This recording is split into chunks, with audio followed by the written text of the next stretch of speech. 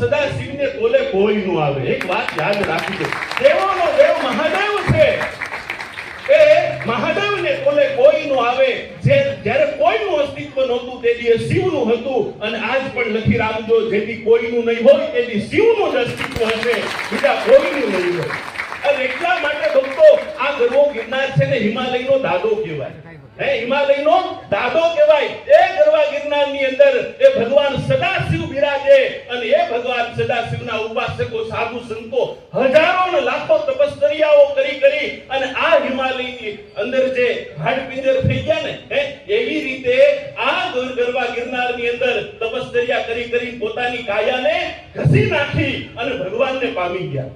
ગમે ત્યાં સાધના કરે ને, એની સાધના પૂરી કરવી હોય તો આ ગિરનારમાં આવવું પડે, આ મહાદેવના ચરણે આવવું પડે, તો જ એની સાધના પૂરી થાય ભક્તો. અને આ ગિરનારની અંદર જ્યારે ભગવાન સ્વામિનારાયણ આ ધરા ઉપર આવ્યા, આ બધે એના ચરણારવિંદ પડેલા. કેવળ ભગવાન સ્વામિનારાયણ કે હું જેનું ધ્યાન કરું છું, ભગવાન સ્વામિનારાયણ શિક્ષાપત્રી લખી સ્વામિનારાયણ સંપ્રદાયના બંધારણ માટે, અને એ શિક્ષાપત્રીમાં સૌથી પ્રથમ મંગળાચરણ કર્યું, વામે યસ્ય સ્થિતા રાધા શ્રેષ્ઠ યસ્યાસ્તિ બક્ષસી. જે મારા હૃદયની અંદર જે મૂર્તિનું હું ધ્યાન કરું એવા રાધિકાજી સહિત જે શ્રી કૃષ્ણ ભગવાન, અને એનું અમે ધ્યાન કરીએ છીએ, એના શિક્ષાપત્રી લખીએ છીએ, એ ભગવાનનું હૃદય એ આ સોરઠને આપી દીધું ભક્તો. ભગવાન સ્વામિનારાયણ જેનું ધ્યાન કરતા એ સ્વરૂપ આ જૂનાગઢમાં પધરાયું છે.